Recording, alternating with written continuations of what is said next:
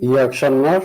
Bugün 11 Eylül 2021 Cumartesi. Şimdiki zamana hoş geldiniz. Şimdiki zaman bildiğiniz gibi yeni bir program. Sevgili dostum, arkadaşım Yaşar Abdüselamoğlu'yla birlikte yürüteceğiz.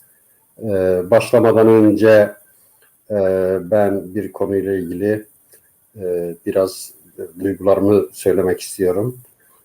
Geçenlerde sevgili dostum, arkadaşım, gençlik arkadaşım e, birlikte anılarımızı paylaştık. Hayatı yarattığımız, kendi içimizde düşündüğümüz, tartıştığımız, dolayısıyla bende iz bırakan, hayatta tanıdığımız çok insan olur ama herkes iz bırakmaz, herkes sizin üzerinizde öyle bir tesir olmaz. İz bırakan sevgili dostum Abdurrahman Önen'i kaybettik. Onu anısı önünde saygıyla eğilmek istiyorum, anmak istiyorum. Şimdi yani daha fazla cümle de kuramıyorum açıkçası bu konuda. Anısı her zaman yaşayacak diyelim. Biliyorsunuz kitaplarını tanıtmıştım onun. Coğrafyayı onunla birlikte okuduk aynı yıllarda. Her ayın Mayıs ayında bilmem İstanbul'u eskiden yaşayanlar bilirler. Kömürlük, odunluk diye böyle sahil kıyısında Aksaray'da iki mekan vardı. Öğrenci kahveleri gibiydi. Oturduk, o yılın derslerini Mayıs'ta çalışırdık ve ikimiz de Haziran'da girdik. 4 sene sonra Ekim'de girdik, okula başladık. 4 sene sonra Haziran'da bitirdik okullarımızı. Tabii bunun yanında politik arkadaşlarımız da vardı. O zaman dünya görüşümüz yakındı. Ancak böyle bu kadar şey söyleyebiliyorum. Anısının da saygıyla eğiliyorum. Yaşar, bir de Perda evet, Cemil. Ben de Abdurrahman'ı çok iyi olmasa da, senin gibi kadar olmasa da tanıyordum. Birkaç kez görüşmüşlüğümüz vardı. Çok değerli, entelektüel bir Kürt yurtseveri. Ben de çok üzgünüm. Başsağlığı diliyorum. Kürt milletinin başı sağ olsun. Gençlere onun çalışması örnek olsun. Hem Kürtçe üzerine hem de Kürt coğrafyası üzerine yapmış olduğu çalışmalar örnek olsun. Gençler bu tür çekirdekten yetişmiş Kürt entelektüellerini, araştırmacılarını bence daha çok kendilerine örnek almalıdırlar. Ne yazık ki çok zor günlerde yaşıyoruz. Şimdiki zamanımız çok ağır. Biraz elbette ki bu koronavirüsün ya da buna benzer hastalıkların etkisi var ama bir gerçeği de kabul etmek zorundayız. Biz 70'li kuşak artık 60 yaşlarını aşan bir şeye vardık. Yani yavaş yavaş gidiyor. Yani kuşağımız şey oluyor. Yani ne yazık ki insanın yaşama süresinin belli bir şeyi var, bir süresi var. Bugün bile ben yeni yani arkadaşımın, bir dostumun ölüm haberini aldım. Her gün buna benzer haberler alıyoruz. Hatırlarsan bundan hemen hemen aynı günlerle Abdurrahman Önen'in rahmete kavuşması günlerinde Ferda Cemiloğlu da bir Kürt beyzadesi, bir Kürt hanım, iş hanımı aramızdan ayrıldı. Bu münasebetle ben de onu anmak istiyorum. Kürt milletinin başı sağ olsun diyorum. Ben Ferda Hanım'la Kürt Prensesi Ferda Hanım'la şimdi ikinci yılına geliyor, yıl dönümüne. Güney Kürdistan'ın bağımsızlık referandumu için oluşturmuş olduğumuz uluslararası komitede birlikte yer aldık. Oradan tanıdım. Mükemmel bir Kürt hanımı, mükemmel bir Kürt prensesi. Özellikle çok başarılı geçen İstanbul konferansında görebilirsiniz. Yani neşesi, sevgisi, mutluluğu gözlerinden akıyordu. Çok üzgünüm. Yani hem onu geç tanıdığım için hem de bu kadar erken aramızdan bu tür insanların ayrıldığı için. Evet, acılı hayatın acılı yanı. Ne yazık ki böyle haberlerle başlıyoruz ve böyle haberlerle de genellikle bitiriyoruz. Ben de ailesine, yakınlarına başsağlığı diliyorum. Şimdi artık programımıza başlayabiliriz sanıyorum Kek Yaşar.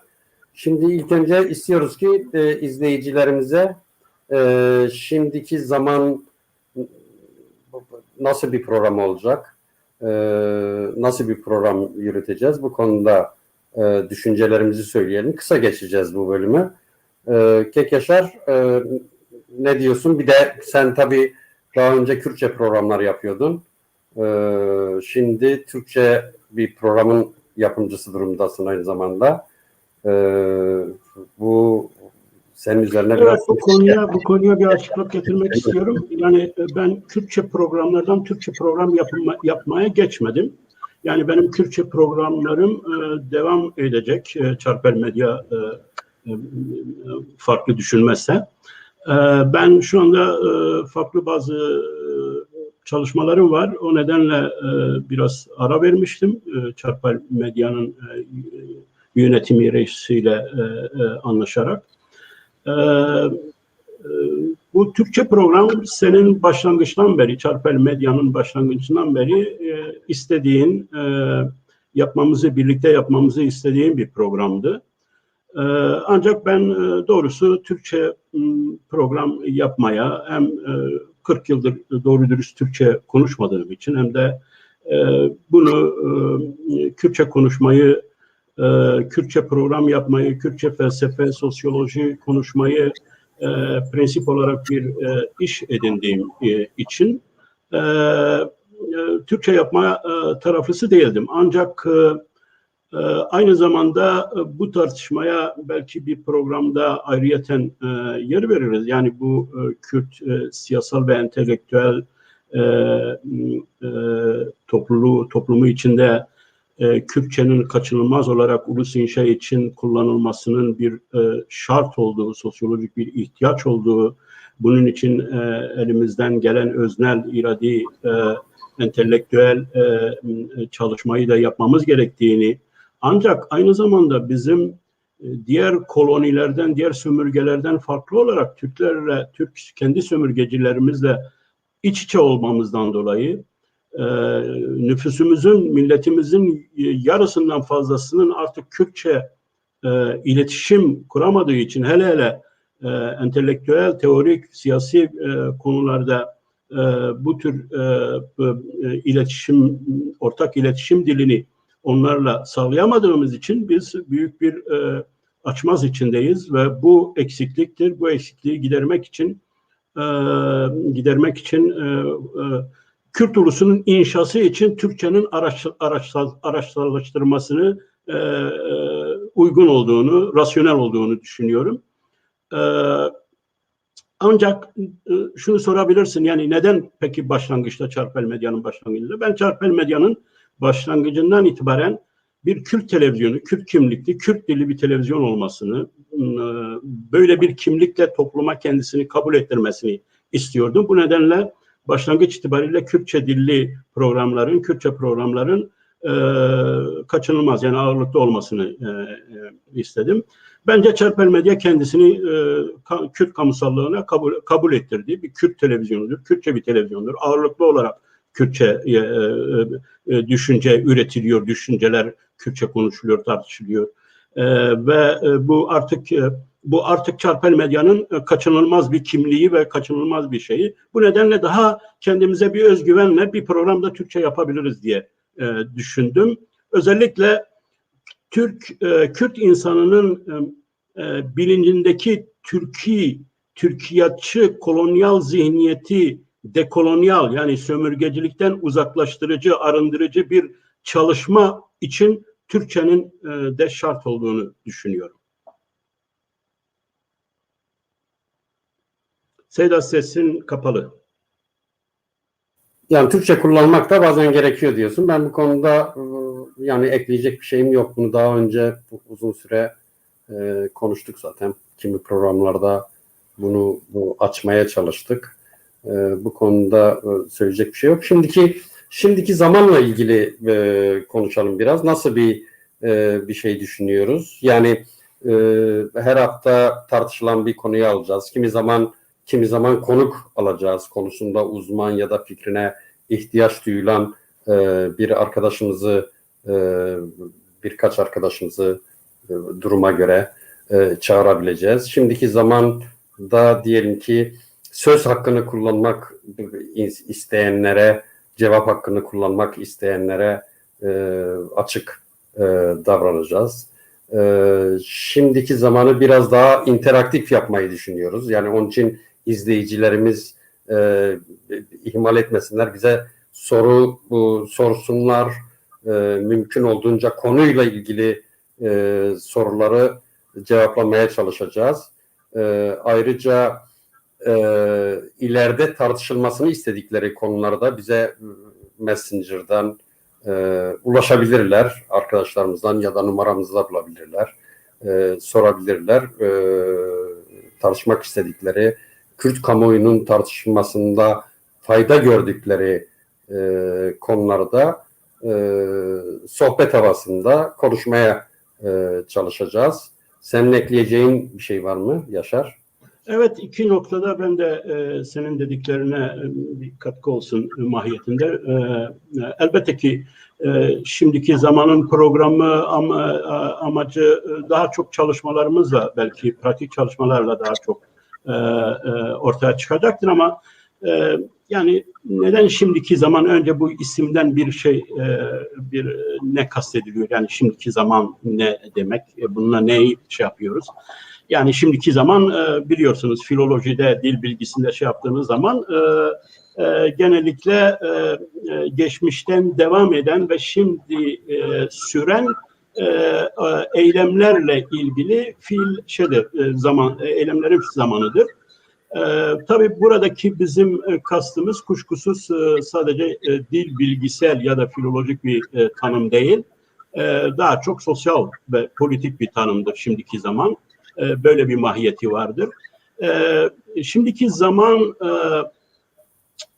tartışması sosyolojide, sosyal bilimlerde önemli bir tartışmadır. Zaman tartışması önemli bir tartışmadır. Bence bizim siyasal hareketimiz, entelektüel hareketimizde de zaman mefhumu çok önemli bir şey ve 70'li yıllarda hatırlarsan daha çok idealist, geleceğe yatırım yapan bir zaman tasavvurumuz, anlayışımız vardı. Yani daha çok geleceğe angaje, geleceğe bağlı olan bir zaman anlayışımız vardı. Geleneksel dönemde babalarımız, dedelerimiz, atalarımız daha çok bir zamansızlık, yani geçmiş zamanda yaşayan bir zamansızlıkta yaşıyorlardı. Bence şimdiki zamanı yani merkez almak, varoluşumuz için, siyasal, sosyal, kültürel, entelektüel varoluşumuz için merkez almak, modern olmanın, kendi dönemine hakim olabilmenin, kendi dönemi için, kendi zamanı için bir şeyler yapabilmenin, bir şeyler inşa edebilmenin başlangıcı olarak görüyorum. Yani şimdiki zamana odaklanmak, bir olay hakkında, bir süreç hakkında, bir gelişme hakkında şimdiki zamana odaklaşmak elbette ki geçmişi göz ardı etmek, geleceği görmemek değil. Sadece bazı neoliberal fikirlerin, bakış açılarının dediği gibi şu anı yaşa, an önemlidir, andan başka hayat yoktur demek değil. Şimdiki zamanı daha ziyade geçmişle gelecek arasındaki o bağ, o köprü, o inşa edilmesi gereken sosyal zaman olarak görüyorum. Şimdiye hakim olabilmemiz için de, şimdi de özne olabilmemiz için de bu zamana odaklanmamızın gerektiği olduğunu düşünüyorum. Tarihte ya da modern toplumlar neden çok aktiftir, çok dinamiktir, çok kültürel olarak gelişkindir, mihenk sorusunu sorduğumuz zaman göreceksin ki o toplumlar, o kültürler özne olarak şimdiki zamanlarına hakim olabildikleri için, şimdiki zamanlarını iyi değerlendirebildikleri için, yorumlayabildikleri için o toplumda hakim olmuşlar ve geleceklerini de ona göre daha iyi, daha optimal bir şekilde inşa etmişler. Ben başka bir programda da demiştim, Kürtçe'de ulus neteve nevi, yani torunla alakalı, yani gelecek kuşakla alakalı bir olaydır. Bizim gelecek kuşağımızın daha iyi bir yaşam biçmesi için şu anda, şimdiki zamanda bizim onlar için iyi şeyler ekmemiz gerekiyor. Evet, program, yani konsept üzerine daha fazla şeyleri başka programlarda da konuşabiliriz. Sen zaten büyük bir şeyine değindin. Bir şey daha söyleyeyim, yani yönteme ilişkin ya da programa ilişkin. Şimdi elbette ki Çarpel Medya'da başka programlar da var. Yani panorama var, güncel konuları inceleyen başka programlar da var. Ama ben kamusal alanın bir olay hakkında kamusallığın, yani kamu görüşünün oluşması, onun özel alandan kamusal alana aktarılması sürecini 3 eylem aşaması olarak görüyorum. Birincisi o hadisenin, olayın ortaya çıkması. İkincisi genel kamuoyunun, insanların bunu değerlendirmesi. Yani o hadisenin kamusal olması. Üçüncü aşama ise onun entelektüel olarak işte diyelim ki şimdiki zamanda geçmiş hatlarıyla, geçmiş çerçevesiyle gelecek boyutları içinde incelenmesi, tartışılması, yorumlanması. Bu bir kuşkusuz daha farklı bir eylemin, olayın daha farklı bir aşamasıdır. Daha teorik bir aşamasıdır ya da yorumlanması, değerlendirmesidir. Bu programın dilerim ki öyle bir şeye hizmet etmiş olur. Evet.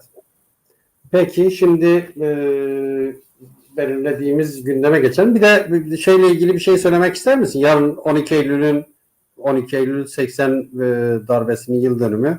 Kısaca ikişer cümle söyleyelim istersen.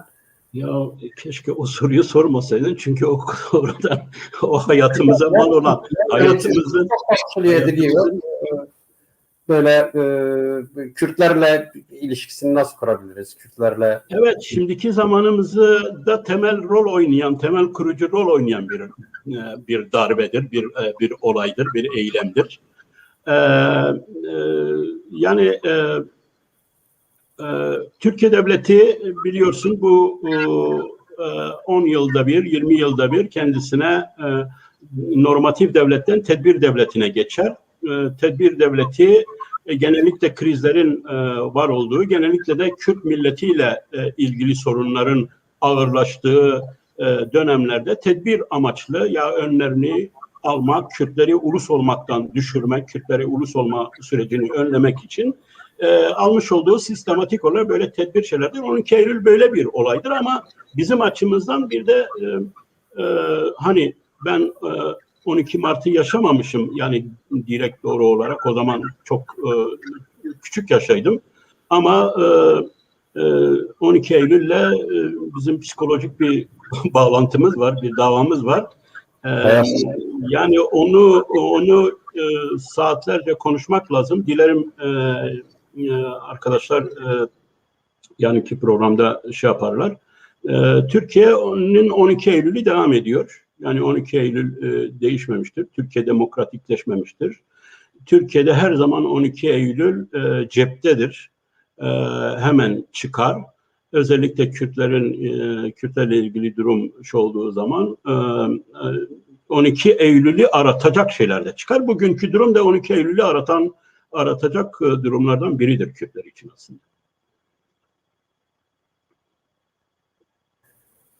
Pardon, sesim açıldı.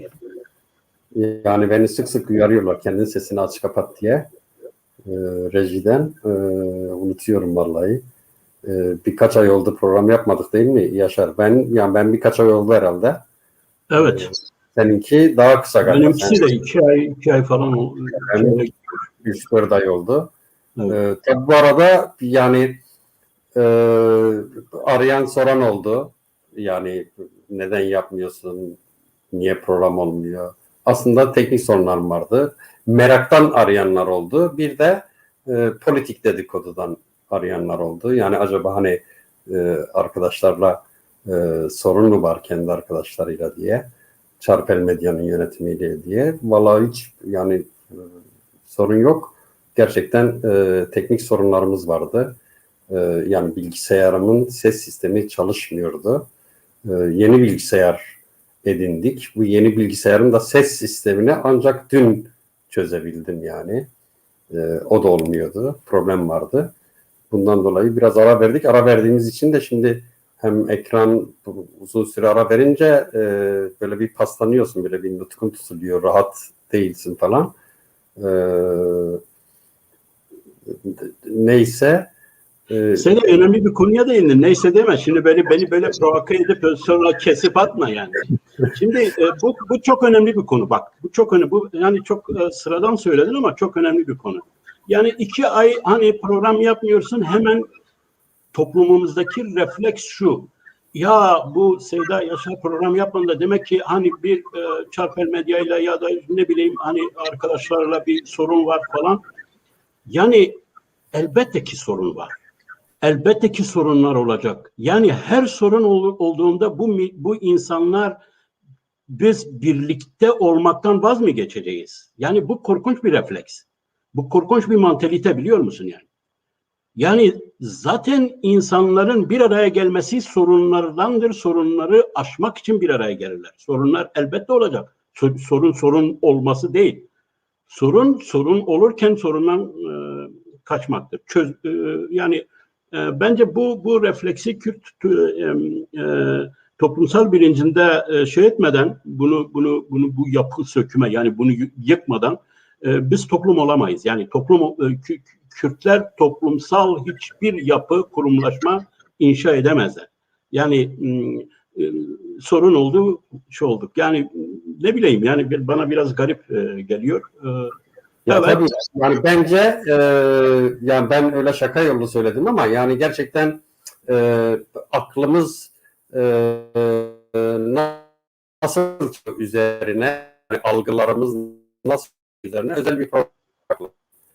Yani nasıl algılıyoruz? Evet. Olayı nasıl algılıyoruz? Çözme yöntemlerimiz neler?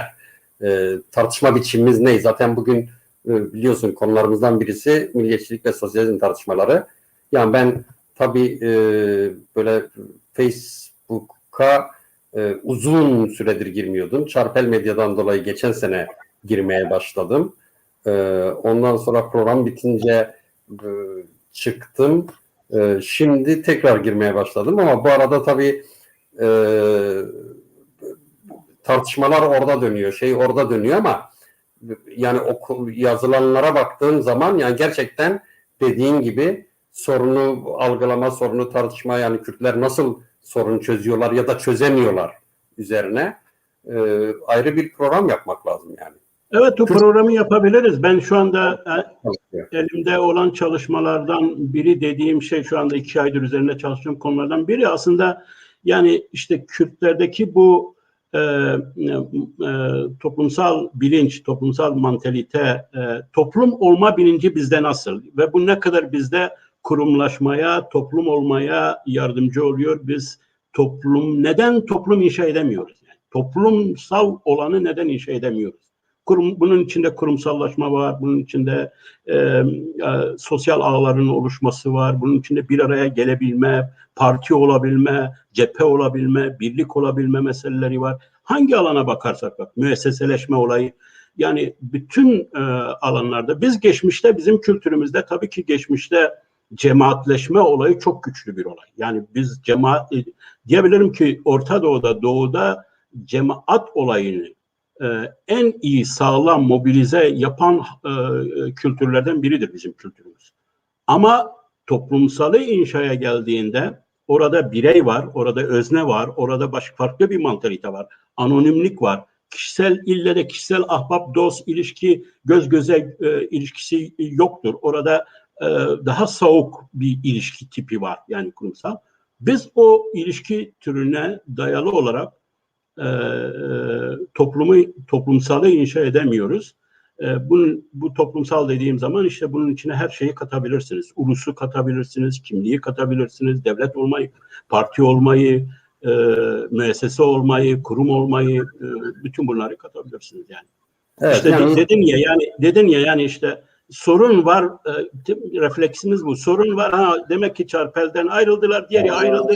Çarpel artık kurum olmayacak, düşecek. Yani toplumsal bir kurum olarak bir Çarpel Medya kuşkusuz toplumsal inşa şeydir. Bunu başaramayacağımızın şeyi var toplumumuzda yani başaramayacağız yani. Çünkü neden? Yani Çarpel Medya çok iyi gitse bile neden? Çünkü ya bizde kültürü yok, yani toplumsalı yaratma kültürü yok. Onu biliyor, o nedenle diyor ki ya işte Çarpel Medya gitse 1 yıl gider, 2 yıl gider, ahbap, arkadaş, dost hani ilişkileriyle gider ama profesyonel işte ne bileyim hani buna Max Weber'in deyimiyle desem bürokratleşmiş kadro, yani rasyonel işte memurlarla onu yaratamadığımız için, o özne olmadığı için, o aktör olmadığı için işte kurumsallaşmayı da yaratamayacağımız şeyi var bizde. Yani inancı var. Evet, bunları konuşacağız. Yoldaş, zamanımız şu oluyor, hızla ilerliyor. Bence gündemimizin birinci konusu olan ve bugün dünyanın sesini alamıyorum.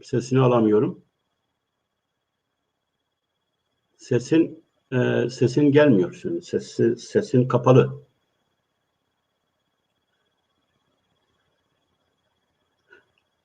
Açıldı sesin.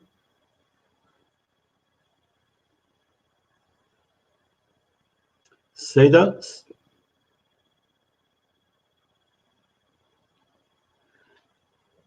evet, ben eğer hemfikirsen programımızın birinci konusu olan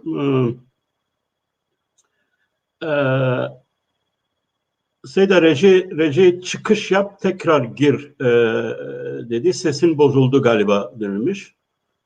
Ben devam edeyim. Evet, bugün 11 Eylül 2001 tarihinde dünyayı, Batı dünyasını özellikle şoka eden 11 Eylül Amerika'daki 11 Eylül olayının iki büyük ticari merkezin, Pentagon'un ve bir uçağın düşmesi sonucu yaklaşık 3000 kişinin öldüğü, 20 binin üzerinde insanın yaralandığı, dünyayı şoka eden, şoka sokan ve akabinde Amerika Birleşik Devletleri'nin ve Avrupa'nın, NATO'nun teröre karşı global savaş, küresel savaş programı altında geliştirilen 20 yıl süreyle devam eden ve bugün Afganistan'dan çekilmekle ve New York ve Washington'da yapılan merasimlerle adeta bu program, bu savaş programı bitti mesajı sanki verilen bir büyük facianın 20. yıl dönümündeyiz. Hatırlıyorum Seyda, 11 Eylül 2001 olduğu günü aklıma ilk gelen şey dünya artık aynı dünya olmayacak şeydi. Bunu hemen hemen bütün kamuoyunda bu söylendi. Bugün dünya 20 yıl içinde özellikle tabii bütün alanları konuşamayız ama esas olarak hangi alanlarda hangi alanlarda dünya artık aynı dünya değil. Dünya nasıl değişti bu 20 yıl içinde? Bunun üzerine bazı şeyler söyleyelim. Bu konuda giriş olarak sen ne dersin?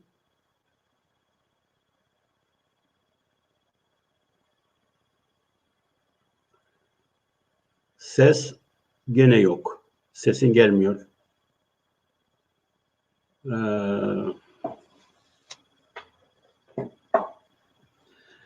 Evet, 11 Eylül 2001 sonrası 2001 yıl sonrası Bush iktidarının almış olduğu Amerika Ulusal Güvenlik yeni stratejisi doğrultusunda Afganistan'a ve Irak'a girildi ama aynı şekilde sadece uluslararası bir operasyon olarak değil, gerek Amerika'da gerekse Avrupa'da, Batı Avrupa'da güvenlik tedbirlerinin ön plana çıktığı bir dönem yaşandı, bir durum yaşandı. Bu Avrupa insanının demokrasiye, insan haklarına alışmış, özgürlükler içinde yaşayan Batı insanı için yeni bir durumdu. 11 Eylül öncesinde dünya Soğuk Savaş döneminden iki kampından birinin çökmesiyle Amerika'nın dünyanın tek süper hegemon gücü haline gelmesiyle dünyada sosyal bilimciler artık tarihin bittiği, liberalizmin ve özgürlüklerin artık dünya çapında egemen hale geleceği bir dünyaya girdiğimizi, yani bu anlamda artık o liberalizmin dünya çapında zafer kazanması tarihinin bitmiş olduğunu söylediler, ilan ettiler. Tabii çok kısa bir zaman sonra, özellikle de 11 Eylül olaylarından sonra, hayır, buradaki buna bir farklı bir yorum getirmeye çalıştılar. Yani bundan kastettikleri şeyin savaşların işte çatışmaların ortadan kalktığı anlamında değil ama bu yörüngeye girildiği anlamındaydı.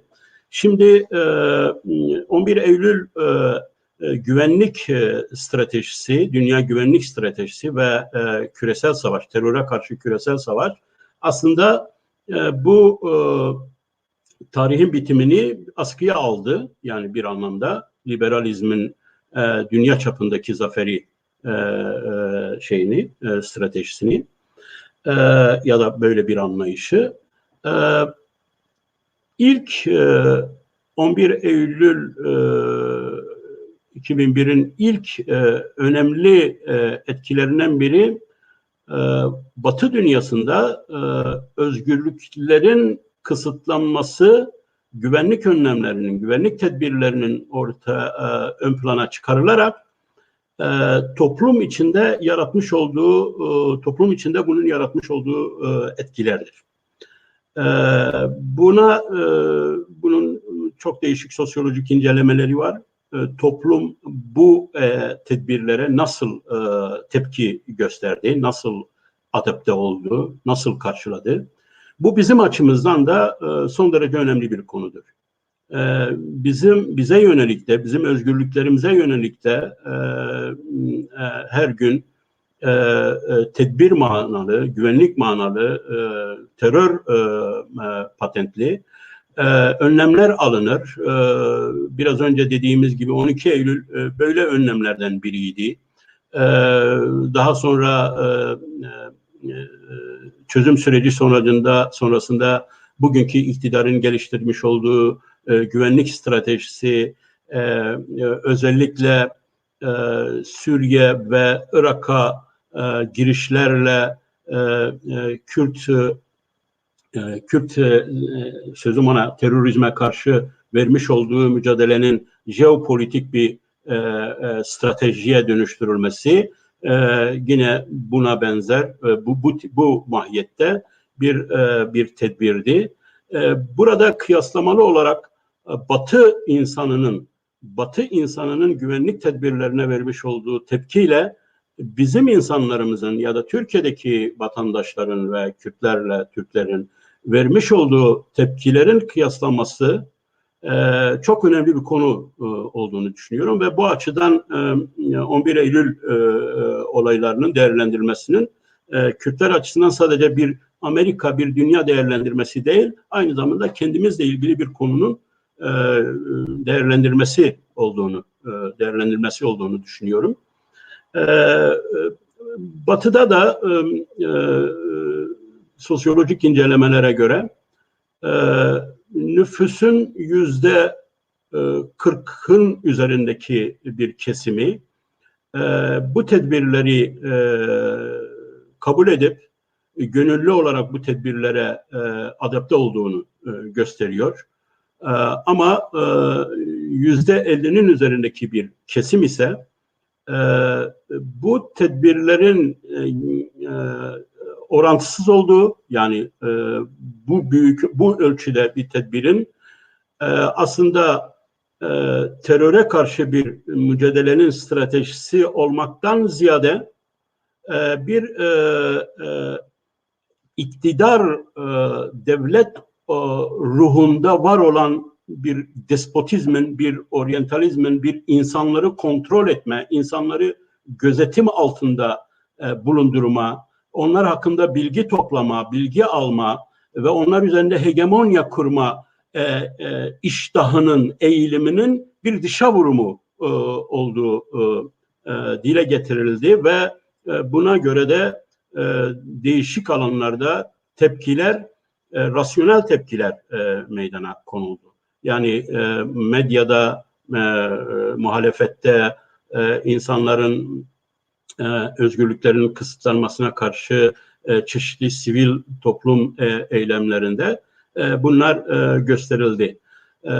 Aynı şekilde bu ulusal güvenlik stratejisi küresel çapta dünyanın demokratikleşme sürecini, insan haklarının korunma sürecini, liberalleşme sürecini, özgürlüklerin kısıtlanma sürecini isteyen, ona meyilli olan, niyetli olan devletlerin aslında bu durumdan faydalanarak onların da teröre karşı güvenlik adı altında tedbir aldıklarını, özgürlükleri kısıtladığını bir döneme şahit olduk.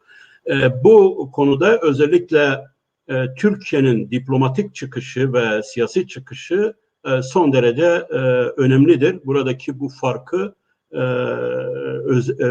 özellikle bu farkın altını çizmemiz gerekiyor. Çünkü Türkiye'de diplomatik atakta şöyle bir söylem geliştirildi. Terörün ırkı yoktur, terörün dini yoktur, terörün kökeni yoktur. Terör, senin terörün, benim terörüm yoktur. Terör aynı terördür deyip aslında bu İslamist teröre karşı Batı'nın geliştirmiş olduğu tedbirleri kullanarak ve Kürtlere karşı yürütmüş olduğu savaşın bir meşrulaştırıcı aracı haline getirdi ve doğrusunu söylemek gerekirse büyük ölçüde de bunda başarılı oldu. Çünkü dünya buna içine girilen o teröre karşı mücadele ruhu atmosferi içinde bu tür bir diplomatik ve siyasi girişime en azından ses çıkarmamak da uygun bir atmosfer oluşmuştu. Bu manada aslında burada bir şeyin altını da çizelim. İşte Batı'daki Müslüman topluluklar içinde ya da İslam dünyasında Türkiye'nin aslında Batı'ya karşı İslam'ın bayraktarlığını yapan bir devlet, bir ülke olma algısı inşa edilmeye çalışıyor. Ancak 11 Eylül sonrası dünya çapındaki yeni ulusal güvenlik jeopolitiği ile ilgili Türkiye'nin girmiş olduğu ilişkinin analizini ciddi bir şekilde yaparsak o zaman göreceğiz ki aslında Türkiye Kürtlere karşı Avrupa'yı kazanmak için aslında Müslüman dünyayı ve Amerika'daki, Batı'daki Müslüman toplulukları suistimal etmiştir ve onlar üzerindeki İslamofobiyi teşvik etmiştir ve onaylamıştır. Çünkü senin terörünle benim terörüm arasında fark yoktur söylemi ve politikası aslında Kürtler içindeki PKK'nın uluslararası çapta terörist olarak tanınması ve meşru görülmesini sağlarken aynı zamanda bunu İslami temsillerin, İslami örgütlerin terörist olarak tanınması ön şartı üzerinden gerçekleştiren bir diplomatik diplomatik politika yürütmüş. Kuşkusuz Seyda tekrar merhaba. Sesim geliyor şimdi mu? geliyor mu ses? Beni istediğin zaman kısa Tamam. kesebilirsin ama bir iki şey daha söylemek istiyorum. Tamam.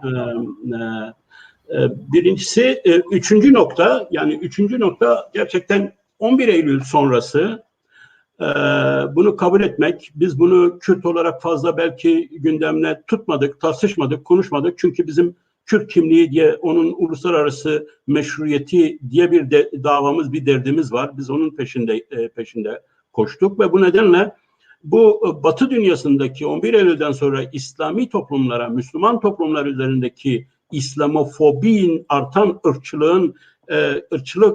ırkçılığın da üçüncü bir nokta olarak altının çizilmesi gerekir. Burada da bunu neden dile getiriyorum, bunu neden konuşuyorum? Çünkü burada da yine kıyaslamalı olarak baktığımız zaman Türkiye'de Kürtlere karşı yürütülen ırkçı ve Kürdofobik tavıra karşı Türk toplumunun almış olduğu tavırla Amerika'da Müslüman topluluklara karşı ya da İngiltere'de Müslüman topluluklara karşı İslamofobik ve ırkçı tavırlara karşı toplumun almış oldukları tavırları analiz ederek kıyaslamalı olarak incelemenin çok faydalı olacağını düşünüyorum. Evet, 11 Eylül'den sonra Müslüman topluluk gerçekten çok büyük baskılar, acılar, izolasyon ve ırkçı tavırlarla karşı karşıya kaldı. Çocuklar, kadınlar, insanlar büyük acılar yaşadı. Ama gerek bu Müslüman topluluklar içinde bu ırkçılığı bertaraf etmek için geliştirilen sosyal ağlar, kültürel ağlar bizim için bir örnek teşkil etmeli. Onların göstermiş oldukları, özellikle gençlerin göstermiş oldukları reaksiyonu, geliştirmiş oldukları yeni tarz, yani ırkçılığa karşı yeni tarz mücadeleyi bence bizim insanlarımız, bizim kuşağımız ya da gençlerimiz incelemelidir. Çünkü onlar da Türkiye'de gündelik olarak ırkçı ve Kürdofobik baskılar altındadırlar. Burada şunu söylemek istiyorum. Gerçekten bir yandan bu tür İslamofobik tavırlar Müslüman topluluklar içinde DAEŞ'e, daha radikal İslamik hareketlere, bazı cihadistlerin yetiştirilmesine, öfkeli gençlerin oluşmasına etkide bulunmuştur. Ama toplumun genel çoğunluğunun bu reaksiyon içinde olmadıkları, buna karşın alternatif olarak aynı zamanda kültürel ve kimliksel olarak kendi kimliklerini hem savunma hem de o kimliğin egemen ya da çevre tarafından kabul edilebilir hale gelmesi için geliştirmiş oldukları pratikler de bence hem İngiltere'de hem de Amerika'da pozitif, olumlu sonuçlar vermiştir. Bu sonuçtur da, bunun sonucunda bugün yapılan incelemelerde, bugün artık Amerika toplumunun %60'ının üzerinde bir kesim, yani Müslümanları terörizmle eşit görmediğini, Müslümanlardan nefret etmediğini, Müslümanlara karşı olmadığını söyleyen bir kesim oluşmuştur. 11 Eylül darbesinin büyük şokuna rağmen, yani büyük özelliğine rağmen.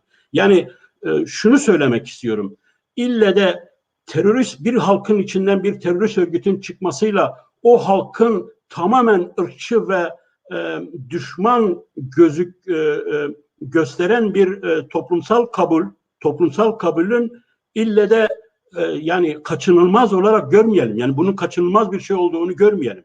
Buna karşı terörün olmasına rağmen, işte Türk askerinin şehit olmasına rağmen, öldürülmesine rağmen, bunun Türk toplumu üzerinde büyük etkilerinin olmasına rağmen, eğer Kürt toplumu içinde Kürt kimliğini, kültürünü,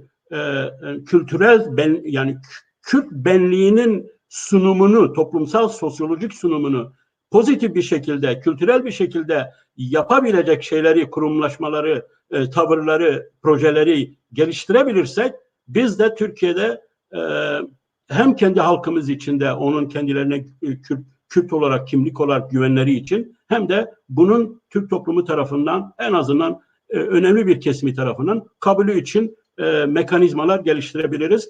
11 Eylül olayı bunu göstermiştir. Yani 11 Eylül'ün sosyolojik sonuçları, batıdaki sosyolojik sonuçları bunu göstermiştir. Seyda, burada eklemek istediğin şey varsa ekle. Son bir nokta bu konuda konuşacağım. Ondan sonra bunu evet. konuyu yapabiliriz. Yani tabii işte bu teknoloji meselesi, yani dün halletmiştim, test yapmıştık, çözülmüştü. Anlamadım. Şimdi gene eski bilgisayarı getirdim. Bu da her an problem çıkarabilir. Ya ben şunu söylemek istiyorum. 11 Eylül'den sonra dünyada, yani hatırlıyorum mesela 90'lı yıllar, bu hani çok kutupluluğa doğru geçiş dönemi, Sovyetler Birliği'nin, Doğu blokunun çözülmesi süreci, aynı zamanda hani pazar ekonomisinin artık dünyada temel gelişecek bir model olabileceği tartışılırken ve bu model aynı zamanda dünyada barışçıl geçiş süreçlerini, demokrasiye geçiş süreçlerini getirebilir diye konuşulurken 11 Eylül oldu ve 11 Eylül mesela Trump'ın iktidara gitmesinin yolunu döşedi. Bence Erdoğan'ın bu kadar uzun süre iktidarda kalmasının yolunu döşedi. İktidara gelmesinin yolunu açtı. Evet, yani İktidara gelmesinin, yani ılımlı İslam politikası da Bush döneminde başlatıldı yani. Evet. Şimdi bunun hem yani ekonomik sonuçları oldu. Mesela o devletler, diyelim ki refah devletleri, birden aslında sosyal politikaları da kısan, sosyal yardımları kısan refah devletleri güvenlik devletlerine dönüşüp dönüşme eğilimi gösterdiler. Özellikle bu sokakların kameralarla kontrol edilmesi. Mesela İngiltere'de, ben İngiltere'deyken kimlik tartışılıyordu. Yani cüzdan yanında kimlik taşımak tartışılıyordu. Kimlik taşınmıyordu. Ama 11 Eylül'den sonra parlamentodan karar çıkmasına rağmen kimlik fiili olarak kimlik çıkarmaya başladılar. Yani yanında kimlikle dolaşacaksın dediler.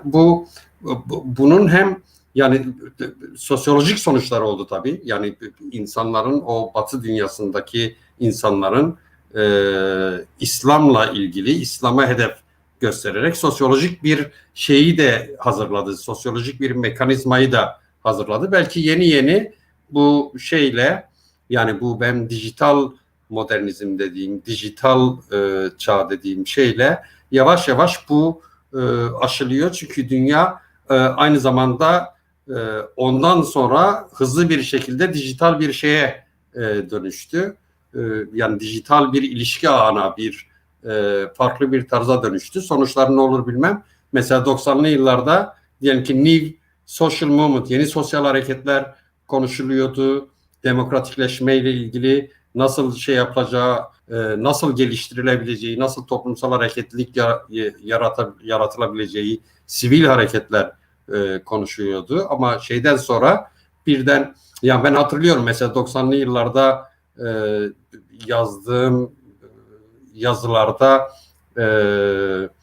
şeyin, artık Batı'nın askeri üslere, askeri yerleşmelere ihtiyaç duymayacağı, çünkü ekonomik gücüyle bir tür liberal ekonomilerle bir tür hegemonya sağlayacağını düşünürken 2000'li yıllar değil mi? Evet. Ciddi bir tersine bir şeye dönüştü. Tersine bir duruma dönüştü. Ama Kürt hareketi açısından şöyle bir şey vardı. Yani Kürt hareketi açısından diyelim ki bence biz artık Doğu bloku, çünkü Doğu bloku varken Kürdistan bir coğrafya olarak Doğu ile Batı'nın kesişim noktasındaydı. Bunu hep söylüyorum. Yani Kürtler ağızlarıyla kuş tutma yeteneklerine sahip olsalar bile devlet olma şansları yoktu o iki bloklu dünyada. Ama Sovyetler Birliği'nin, Doğu blokunun çökmesinden sonra o çok kutupluluk Kürtlere de şans yolunu açtı. Uluslararasılaşma yolunu açtı. Tartışılabilir olma yolunu açtı. Kürtler açısından da aslında böyle bir şanslı durumda yarattı o dönem diyebilirim. Evet, bu belirttiğin konu, başlangıçta belirttiğin konu, yani 11 Eylül'le bu kimlik bilgi meselesi ve teknik bu alandaki teknik gelişme olağanüstü derecede 11 Eylül ruhunda gelişen bir olaydır. SİHA Başkanı'nın bu konuda bir cümlesi var, çok ilginçtir. Diyor ki biz şimdiye kadar toplayıcıdık. Yani bilgi toplardık. Şimdi artık toplayıcı ve avcıyız. Avcılıktan kastı İHA'ların gelişmesidir. Bu anlamda İHA'lerin gelişmesini aslında bir 11 Eylül olayı olarak okuyabiliriz. İHA'lar yani avcı uçaklardır. Bilgi topluyor ve aynı zamanda da o objeyi, o şeyi yok etme şeyle oluyor. Bu anlamda işte Türkiye'de 11 Eylül'ün böyle bir İHA'larla böyle bir faydası dokunmuştur. O teknolojik gelişme orada gelişmiştir. İkinci bir nokta, dijitalle ilgili dediğin şey yine bu 11 Eylül'le alakalı olarak o sosyal medyada işte Facebook'lar, sosyal medyayla, dijitalle devletler olağanüstü derecede bir bilgi edinme, bilgi toplama alanı elde etmişler. İnsanların güvenliğini, güvenlik açısından, güvenlik şeyleri açısından, insanların özgürlüklerini kısıtlayıcı anlam açısından. Ama orada da yine uzmanların, bu istihbarat uzmanlarının bir şeyi var, yine bir ifade var. Bu iş saman içinde iğne aramaya dönüştü. Yani işte dijital ortam bir samanlık, bir deniz gibi bir şey ve biz onun içinde iğneyi arıyoruz. Artık bu tabii nedir? Artık istihbaratçı gidip işte diyelim ki devletler gidip işte ille de insanları sorgulama ya da bilmem ne, normalde insanlar zaten kim olduklarını o insan psikolojisiyle şeyle dijital alanda gittikçe benlik sunumu olarak kendilerini şey yapıyorlar, kimlik verilerini veriyorlar, nerede ne yediler onu gösteriyorlar, kimle ne gün ne yaptılar onu gösteriyorlar. Bu bilgiler içinde tabii ki devletler olağanüstü bir bilgi edinme bankasına, monopoluna dönüştüler. Ve Foucault'un tanımıyla şey yaparsak, iktidar bilgi olarak gelişiyorsa artık bu bilgiyle dünya çapında total bir hegemonya, total bir iktidar ve total bir Big Brother, yani bir gözetleme alanı, dünya toplumlarını, dünya insanlarını gözetleme alanı olarak yaptı ve burada yani işin sosyolojik yanında en önemli olan şey, insanlar da artık bu durumu kabul ettiler. Yani rutin bir olay olarak artık kabul ettiler. Ben biliyorum, beni gözetliyorlar, biliyorlar. Bunu bilmeme rağmen her şeyimi yine sosyal medyada aynı şekilde yapıyorum. İnsanlar artık gözetlenmeyi bir sorun olmaktan, kendileri için bir sorun olmaktan çıkarttılar. Evet. Çok önemli sonuçlardı. Sayda, sen 11 Eylül meselesiyle ilgili bir sonuca bağlarsan ya da o konuda son sözünü söylersen iyi olur. Ben de şöyle bir şey söylemek istiyorum. Belki senin diyeceklerini de şey yapar. Şimdi bugünkü Washington ve New York merasimlerinde sembolik olan bir durum vardı. Yani Biden adeta ve bütün dünya devletleri konuşmalarında, 11 Eylül mesajlarında adeta yani bu 20 yıllık bu konuştuğumuz bu dönem bir şekilde sona erdi. Yani 20 yıllık bir muhasebe yapılıyor. Sanki işte hani o 11 Eylül sonrası Bush'un geliştirmiş olduğu ulusal güvenlik stratejisi ve terörizme karşı küresel savaş stratejisi sonuçlandı, bitti gibi bir mesaj adeta verildi. Afganistan'dan çekilmenin mesajı da aslında buydu. Bu anlamda tabii ki uzmanlar artık mutlaka bugün her yerde şunu tartışıyorlar, şöyle tartışıyorlar.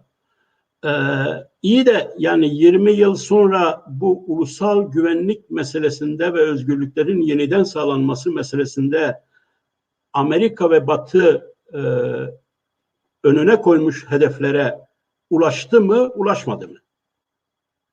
Yani dünya terörünü, işte İslamik terörü yok etti mi? Afganistan'ın tekrar Talibanların eline geçmesi bunun tersi yönünde bir mesaj değil mi? Bundan sonrası ne olacak? Bundan sonrası acaba o askıya alınan özgürlükler, insan hakları, o senin bahsini ettiğin o liberalleşme süreci, işte tarihin sonu meselesi yeniden tekrar gündeme mi gelecek? Yoksa Yoksa güvenlik politikası, güvenlik stratejisi, güvenlik devletleri, tedbir devletleri, devletleri devam mı edecek? Yani bunlar devam ettiği müddetçe biliyorsun bu anlamda da bunun sonuçlarını söylememiz lazım. Çin'in yükselişi, Rusya'nın yükselişi, Türkiye'nin yükselişi, İran'ın yükselişi, bütün bunlar aslında 11 Eylül güvenlikçi politikasının bir sonucudur. Yani 20 yıldır Avrupa hiçbir ülkenin demokrasisi ve insan hakları ihlali için çok ciddi bir yaptırımda, bir şeyde bulunmamıştır ve böyle bir şeyi de artık diplomatik şeylerde bile kaldırmıştır. Yani özellikle Amerika.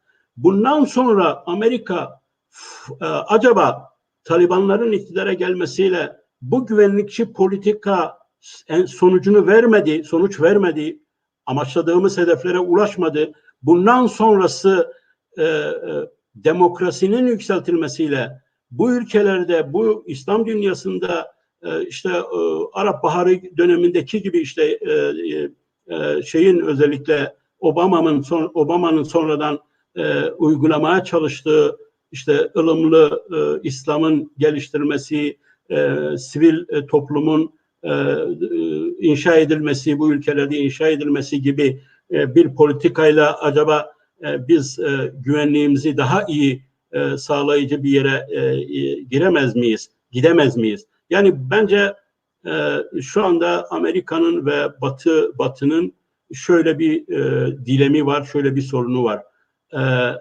İslam dünyası demokratikleşme projesiyle dünya uluslararası düzenine entegre mi edilecek, yoksa terörizmle özdeşleştirilerek ayrı bir dünya bizim ötekimiz olarak inşa edilmeye, üretilmeye mi devam edecek? Bence bugün gelinen noktada yeniden tartışılması gereken konu budur. Bu konu bizim özelimizde de önemlidir. Çünkü bu dünya projesi nasılsa Türkiye ister istemez, İran ister istemez uygulayacakları proje budur. Ya demokrasiyle, insan haklarını gözetlemekle bir model ya da güvenlikçi model. Güvenlikçi model şu anda onların işine geliyor. Bu konuda son cümlemi söylüyorum. Ben şöyle umut ediyorum. Sen biliyorsun Biden'ın bunu birkaç kezdir tekrarlıyorum. Biden'ın seçim çalışması kampanyası döneminde vermiş olduğu bir söz vardı. Dünya Uluslararası Demokrasi Konferansı. Bunun hazırlığı içindedirler biliyorum. Acaba bu Dünya Uluslararası Demokrasi Konferansı'nda Amerika yeni bir strateji açıklayacak mı? Yeni bir stratejinin oluşturulması için çaba gösterecek mi? Bunu takip etmemiz gerekiyor. Çünkü evet, yani bu bize son birkaç gündür yani Batı'da diyelim ki bu konuda yazılmış makaleleri taradım. Aslında kendi aralarında da yani bunun sonuçlarını ve dünyanın nasıl bir duruma evrilmesi gerektiğini ciddi tartışıyorlar. Üniversiteleri tartışıyor, gazetede köşe yazanlar tartışıyor. Yani bence bu tartışmayı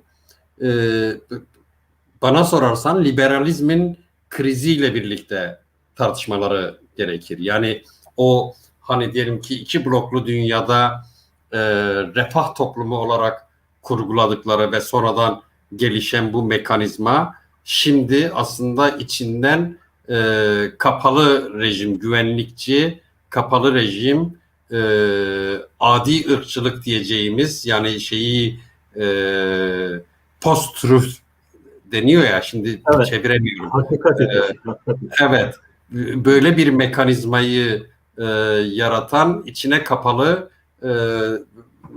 devletler oluşuyor ve bu aslında liberalizmin, özgürlükçü liberalizmin temel prensipleriyle çelişen bir durum. Yani serbest pazar ekonomisinin yarattığı alan ve buna dayalı özgürlükler dünyası diye onların tırnak içinde söylüyorum gelen prensipleri günümüzde çok tartışılabilir duruma geldi ve yani bu güvenlik... Bugün gerek Biden'ın konuşmasında gerekse bütün Batı dünya liderlerinin açıklamasında şu vurgu ağırlıktaydı. Biz kendi değerlerimiz ve ideallerimizden taviz vermedik. Evet.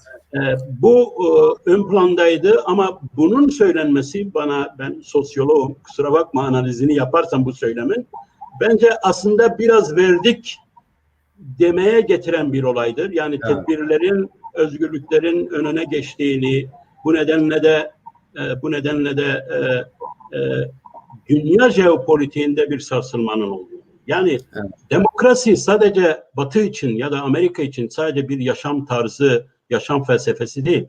Aynı zamanda diplomatik başarı aracıdır da demokrasi. Yani demokrasiden vazgeçtiği zaman elbette ki otoriter devletler, diğer jeopolitik güçler güçlenecektir. Çünkü sen böyle bir ideolojik düzeni, böyle bir ideolojik değeri dünyaya da hakim kılmak için yeterince çaba göstermiyorsun. Yani 20 yıllık bu sürede, 11 Eylül süresinde yaşanan böyle bir kriz, Avrupa, Batı değerlerinden bir kriz meselesi var. İşte bakalım yani bu 11 Eylül'ün 20. yıl dönümünde Batı liderleri, Batı siyaset aklı bu durumdan nasıl bir sonuç çıkarmıştır?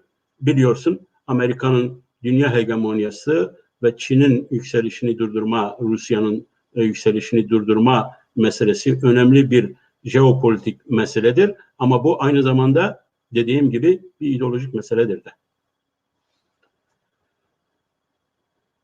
Seyda sesin tekrar... Evet. Tamam. Şimdi geliyor sesin. Evet, evet. Bunu burada bırakalım istersen. Evet. Sıcak yumurtaya geçelim. Bu hamur çok su kaldırır diye. Evet, sıcak yumurtaya geçelim. Böyle sıcak yumurta var ya, eline tutamazsın, şey yapamazsın. O sıcak yumurtaya geçelim. İstersen ben böyle yani bugün ne taradım bu konuda, ne düşünüyorum, böyle spot şeyler söyleyeyim. Sonra sen düşüncelerini söyle. Sonra açalım. Belki izleyicilerimiz de soru sorarlar. Şimdi bugün ben bu tartışmaları okuduğum zaman ben aklıma böyle 90'larda okuduğum bir kitap vardı. David Langdon da bir pasaj var. Beni çok etkilemiş bir pasaj. Onu söyleyeyim.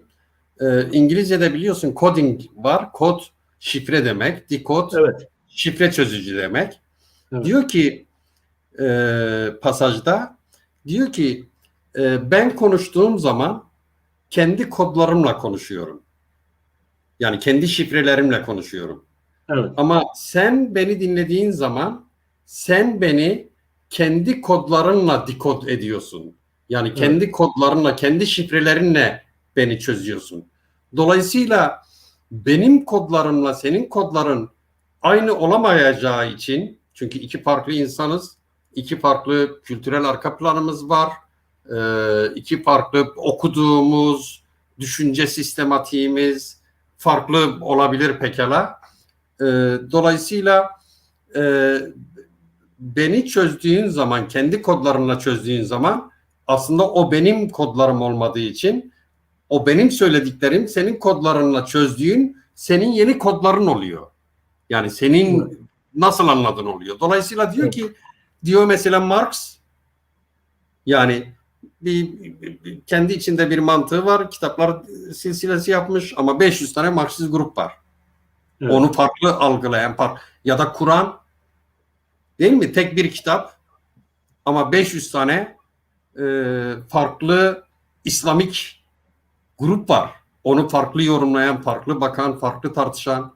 Dolayısıyla hani insanların aynı düşünmeleri, aynı kodlarla düşünmeleri, aynı şeylere aynı şekilde yaklaşmaları mümkün değil.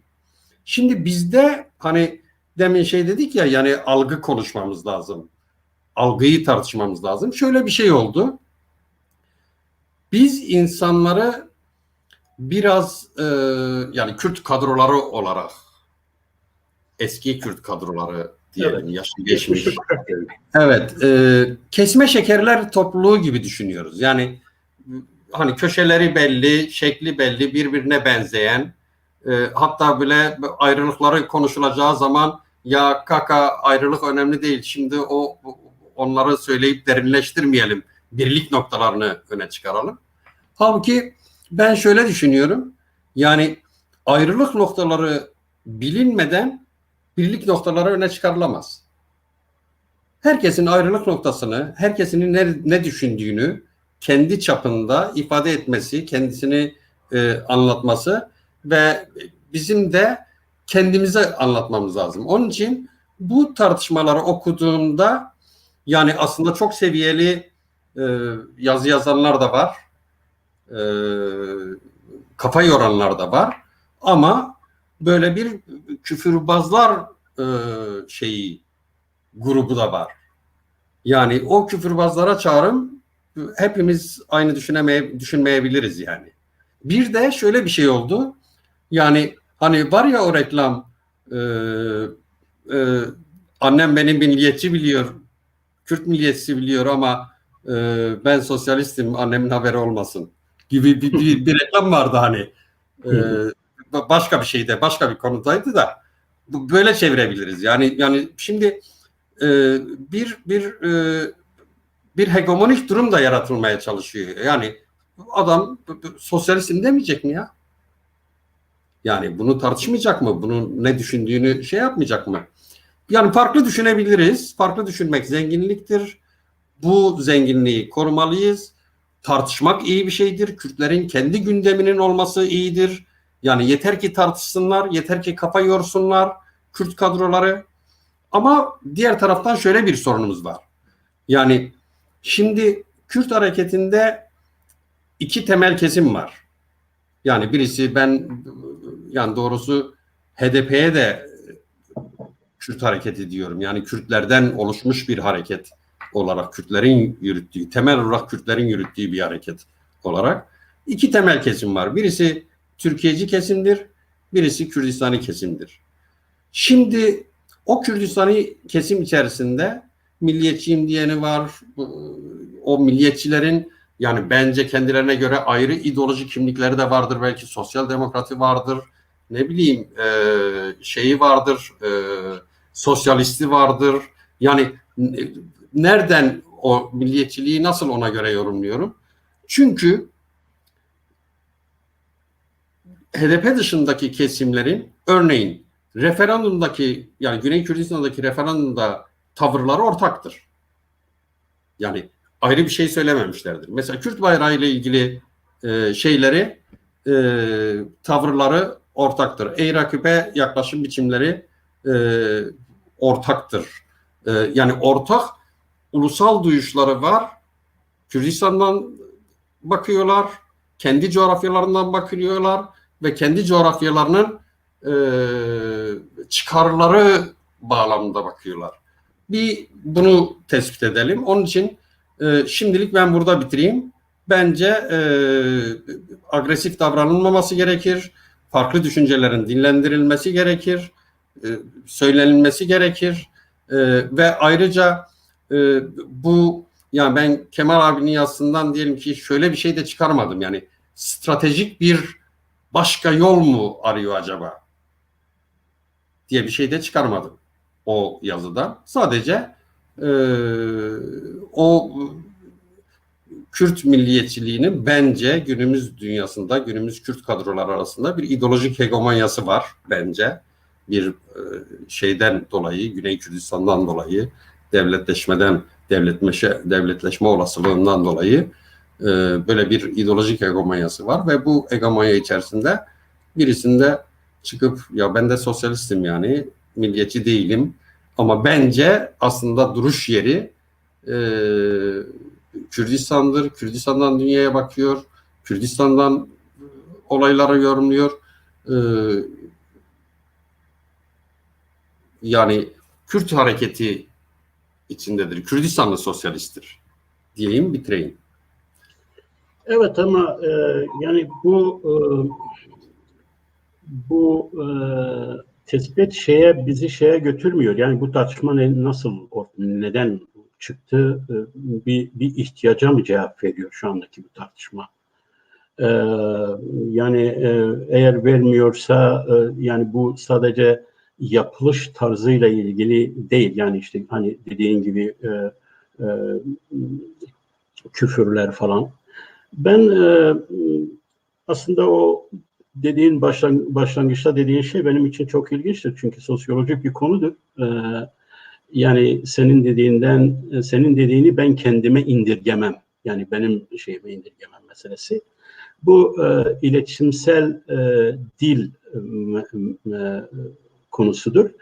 E, Bu sadece insanlar arasında değil, özneler arasında değil, kültürler arasında olan bir olaydır ve bu nedenle ben sürekli derim ki kültürlerin sosyalizmleri var, kültürlerin İslamları var, kültürlerin Hristiyanlıkları var, dinleri var. Yani aslında bu tartışma da yani bu milliyetçilik ve sosyalizm tartışması da biraz bununla alakalı bir tartışmadır. Ama ben konuya birkaç noktayla girmek istiyorum. Birincisi bu tartışma Sayın Kemal Burkay'ın bir yazısıyla başladı. Kemal Burkay yıllarını Kürt hareketine vermiş önemli bir şahsiyettir. Siyasi bir lider olma potansiyeli, sosyolojik potansiyelini taşırken aslında realize olmamış bir siyasi liderdir. Yani toplumsal olarak. Yani bugün mesela Mesut Barzani ile genellikle aynı kare içinde, aynı portre içinde veriliyor. Evet tabii ki insan öznel olarak, potansiyel olarak Kemal Burkay'ın böyle bir şeyi taşıdığını insan seviyor ama toplumsal olarak bunu gerçekten bu sosyoloji açısından çok önemlidir. Bunun yani bir siyasi liderin toplumsal olarak bunu gerçekleştirememiş olması bir sorundur. Kemal Burkay bilindiği gibi dönemindedir. Yani atmosferi, ruh hali odur. Anılarını yazıyor. Anılar dönemi insanın kendisiyle hesaplaşması, aynı zamanda kendisinin toplumsal beniyle yani toplum tarafından nasıl görülüyor onunla hesaplaşma dönemidir de. Bence Kemal Burkay bu yazıyı o toplumsal beniyle özellikle hesaplaşması için de söyledi. Yani büyük bir siyasi lider olma, Kürtlerin lideri olma tarihsel potansiyeline sahipken neden olmadı sorusuna da kendisince cevap getiriyor bence. Yani tabii kendisi açısından cevabı ahlaki olabilir, etik olabilir. Ama bu sosyolojik açıdan tartışma konusudur. Yani analiz konusudur daha doğrusu. Yani e, e, e, aktörün, öznenin kendi eylemine yüklemiş olduğu öznel anlam aslında bizim için önemli olması, konuşulması gereken şeydir. Eğer biz o öznel anlama yoğunlaşırsak o dediğim bütün o sorunlar, o metodolojik sorunlar işte ortadan kalkmış olur. Ben ona yoğunlaşarak bu Kemal Burkay'ın bu eylemini değerlendirmek istiyorum. Şimdi Kemal Burkay güçlü bir partinin lideriydi. Yani iyi bir o zamanına göre önemli kadroları olan, önemli bir tabanı olan, önemli bir toplumsal meşruiyeti olan bir hareketin lideriydi. Ama bu hareket 50 yıl demeyeyim yani daha 20 yıl 10 yıl içinde erozyona uğramaya başladı. İnsanlar ayrıldılar, çok önemli kadrolar ayrıldı ve hala yani o dediğin sosyalizm sorunları başlamadan ya da dediğin gibi Güney daha ideolojik olarak milliyetçiliğin hegemonyası ya da Kabe'si olmadan, Mekke'si olmadan bu duruma girdiler. Yani ben İhsan Aksoy'u çok iyi biliyorum. Benim çok yakın bildiğim Orhan Talon vardı. Cezaevinde 2 yıl birlikte, Tatvan'da birlikte kalmışız. Özgürlük Yolu'nun yazı işleri müdürüydü. Yani onların o zamanki sorunları, ayrılış şeyleri, ondan sonra Mustafa Düzgüngil, Bayram Ayazlar, diğer birçok önemli kadro, sonradan işte Sertaçlar falan, bu süreç devam etti. Ta işte PSK'nin ayrılmasına bilmem ne. Bir ayrılma süreci sürekli bu harekette gelişti. Şimdi Kemal Burkay buna kendisince cevap vermek zorunda. Yani bu olaya kendisince cevap vermek zorunda. Yani, pardon, Yaşar. Şimdi yani bu erozyon meselesi aslında demin hani 12 Eylül dedik. 12 Eylül sonrası Kürt hareketinin aslında hepsi için konuşulacak bir meseledir. Yani tabii ki bir ama meseledir. Yani dolayısıyla sadece yani orada bakın, orada mesela DDK'da açısından konuşsak, yani bir liderlik krizi vardı, lider krizi vardı. Ama PSK'de böyle bir şey yoktu. PSK'de işte dediğim gibi yani liderlik vasfına, potansiyeline sahip bir Kemal Burkay, entelektüel düzeyiyle, siyasal projesiyle, çalışmasıyla böyle bir şey vardı. Ve bu gerçekleşmedi. Yani realize olmadı. DDK'nin, Rızgari'nin, Kuk'un, Kava'nın sorunları özgür, yani bu, evet, ortak yanlar var ama çok özgür yanlar var. Yani farklı şeyler var. Ben buna devam edeyim, bu şeye. Yani burada Kemal Burkay buna çözüm ararken, yani kendisiyle anılarında, kendisiyle hesaplaşmasında buna çözüm ararken başkalarının değiştiğini, kendisinin değişmediğini, yani değişme meselesini, değişme kavramını orada etik, biliyorsun Kürtler de değişmeyene bir etos, bir karakter, bir ahlak, bir şey fehmederler. Önemlidir Kürt toplumunda değişmemiş olmak, yani olmak.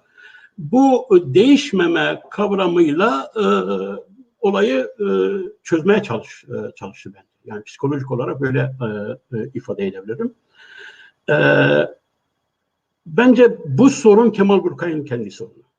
Yani kişisel bir sorun. Bugünkü Kürt kamusal alanı açısından milliyetçilik ve sosyalizm tartışmasının, hele bu düzeyde, bu şekilde bir tartışmasının toplumsal bir sorun, toplumsal bir ihtiyaç olmadığı düşüncesindeyim.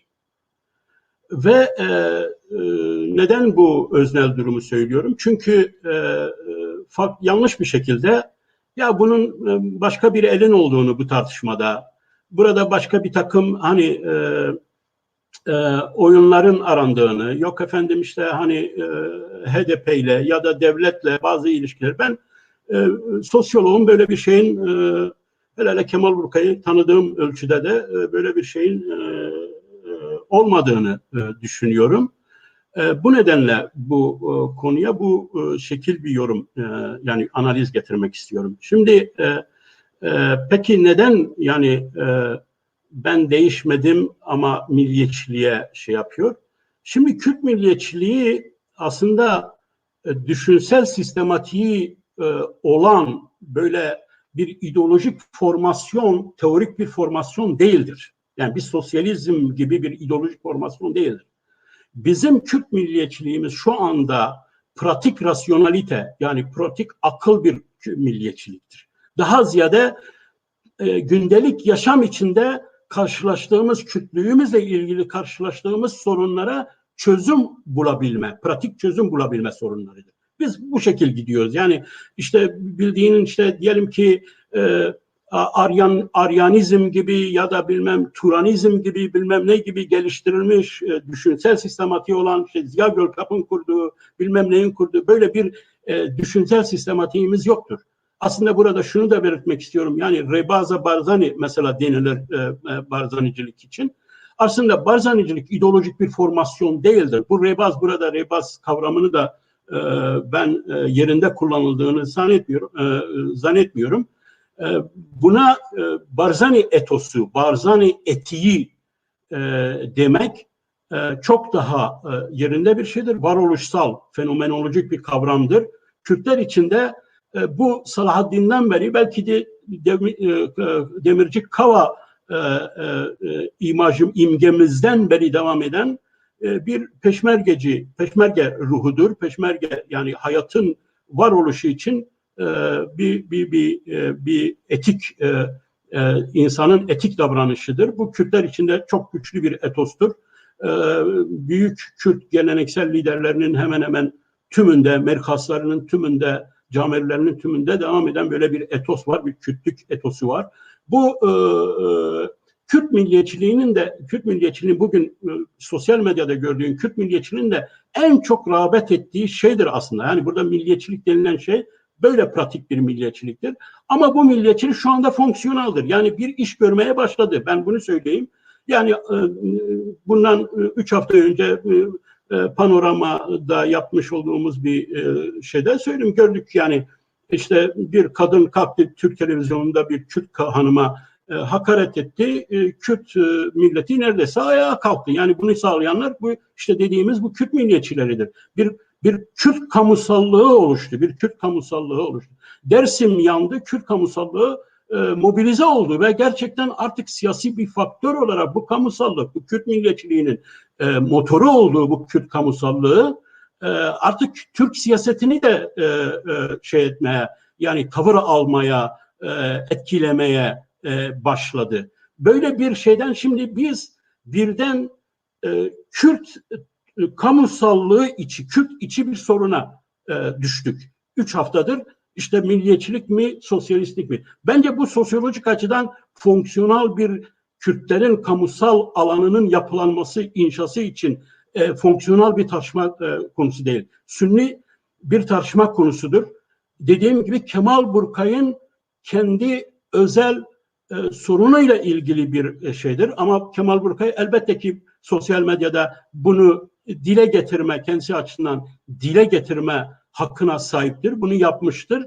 Ama bizlerin buna vermiş olduğu toplumumuzun buna vermiş olduğu reaksiyon demek ki hala sosyalizmle milliyetçilik arasında bir travmanın, bir sorunun yaşanmış olduğu. Yani bu 30 yıldır devam eden bir tartışmadır. Ben bu tartışmayı kendim açımdan ben 1989'da 90'da kapatmış biriyim. Yani ben şunu diyerek Peşenk gazetesinin o zaman redaksiyonda idim. Bir yazımla özellikle bu tartışmayı kendim açına kapatayım. Yani evet sosyalizm Kürt siyasi hareketinin gelişmesi için büyük bir özgürlük teolojisi olarak önemli bir rol oynamıştır. Kürtlerin kendilerinin öz bilincine varması için, Kürtlük bilincine, Kürtlüğün farkındalığına varması için çok önemli bir rol oynamıştır. Ama Kürtlerin gündemi ulus inşa, ulusun uyanışı olayıdır. Bu da milliyetçilik fikriyle olur. Sosyalist ideoloji, ulus inşa, ulus uyanışı, ulus yapma ideolojisi değildir. Bu teorik olarak, prensip olarak böyle. Ama dediğim gibi sosyalizm meselesinde de yani işi sadece teoriye, dogmaya, doktrine bağlamamak lazım. Teorik rasyonalizasyona bağlamamak lazım. Eğer biz sosyalizmin teorik rasyonalizasyonuna bakarsak Marx'ta ilk ortaya çıktığı şekliyle ulusla sınıf arasında, milliyetçilerle sosyalistler arasında hiçbir uzlaşma mümkün değildir. Komünist manifestoda işçinin, proletaryanın vatanı yoktur, ulusu yoktur, şeyi yoktur. Onun vatanı, onun ulusu başka bir ulusun işçisidir, önemi var. Ama aynı Marx bu teorik prensibi koyan aynı Marx pratik rasyonelitesi icabı İngiliz emperyalizmi Hindistan'ı işgal ettiği, köleleştirdiği zaman Hindistan'da bu işgalin pozitif bir gelişmeyi, sınıfsal çatışmayı yaratacak bir transformasyonu yaratabileceği, dönüşümü yaratabileceği haliyle Hintlilerin ulusalcı taleplerine sıcak bakmıştır, pozitif bakmıştır. Aynı şeyi Rusya'da yapmış, aynı şeyi İrlanda için yapmış. Polonya için de biliyorsun evet, Rusya parçası altındaki Polonya parçasını desteklemiş, evet. Almanya parçasını desteklemiş, devrime engelliyor. Lenin'de bu daha çok aşılmıştır, Stalin'de aşılmıştır ve ve şeye gelmiştir. Yani sosyalist güçlerin, sosyalist proletaryanın ya da sosyalist ideolojinin en yakın dostu ulusal uyanış hareketleridir, ulusal kurtuluş hareketleridir. Hatta bazı yerlerde neredeyse aynılaşmıştır. Mesela İrlanda Ulusal Kurtuluş Hareketi sol öncülükte, sol ideoloji öncülüğünde gelişen bir harekettir. Vietnam Kurtuluş Savaşı Vietnam İşçi Partisi şeyinde yapıldı. Yani burada pratikte o bahsettiğimiz o teorik rasyonelite, teorik şey aşılmış, bunların birbirlerini daha ziyade kullanma meselesi ortaya çıkmıştır. Yani birbirleri için araç olma meselesi ortaya çıkmıştır. Kürt hareketi içinde de bunu söylememiz gerekir. Doktor Şivan sosyalist ideolojiyi Kürtçülük için, adeta Kürtçülük kavramını kullanarak söylüyor. Kürtçülük için faydalı olacak, adeta bunu sosyolojik kavramla söylersem araçlaştırmaya çalışan bir projenin sahibidir. Ama daha sonra bazı yerlerde Kürtlerin Kürtlüğü, Kürtçülüğü, milliyetçiliği, belki sosyalizmin gelişmesi, sosyalist hareketin gelişmesi, sosyalist ideolojinin gelişmesi için daha fazla bir hizmette bulunmuş. Ama sonuçta gelinen noktada ben buna bir sosyolojik bakış açısına söylüyorum. Milliyetçilikle sosyalistlik arasındaki bu evlilik oyunda sonuçta günün sonunda kazanan milliyetçilik olur. Neden milliyetçilik olur? Çünkü milliyetçilik sadece bir ideolojiye değil, geleneği olan bir kültüre, bir kalıcılığı olan, devamlılığı olan, sürekliliği olan bir kültüre dayanır. Ya da kendisini onun üzerinden üretir. Kültür üzerinden ürettiği için kültür ve din üzerinden üretilen düşünceler daha sağlam, daha kalıcıdırlar. İdeoloji üzerinden üretilenler daha istikrarsızdırlar. Nihayet SSCB, Sovyetler Birliği uluslar inşa etmiştir. Sosyalizme çekmek için, sosyalizme entegre etmek için, onları sosyalistleştirmek için, sosyalist ekonomiyi, sosyalist toplumu inşa etmek için ve bundan o toplumlarda, o uluslar da faydalanmışlardır. Ben bunu Bulgaristan'da yaşayan biri olarak söylüyorum. 1989 öncesinde sosyalist sistem zamanında Bulgaristan, çok açık söylüyorum bunu, milliyetçi bir ülkeydi, sosyalizmden azami ölçüde faydalanan bir milliyetçi ülkeydi. Azami ölçüde faydalanan bir ülkeydi, her açıdan. Bunu hiç kuşkusuz Bulgarlığın yükselişi, Bulgarlığın gelişmesi için yapıyordu. Evet, sosyalist olarak yapıyordu ama bunu o halkın, o ulusun, o ülkenin inşası için. Sonuçta ne oldu? Sovyetlerin yıkılmasıyla, Yugoslavya'nın yıkılmasıyla, sosyalist sistemin çökmesiyle buradan kazananlar uluslar oldu.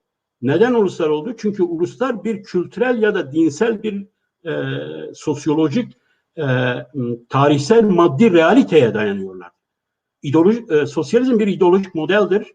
İdeolojik modeller bu kadar dinler ve kültürler kadar kalıcılığı yoktur. Yani kalıcı değiller. Bu işin yani yani diyelim ki metodolojik tarafı ama değişmedim lafına, şaka kavramına gelirsek ben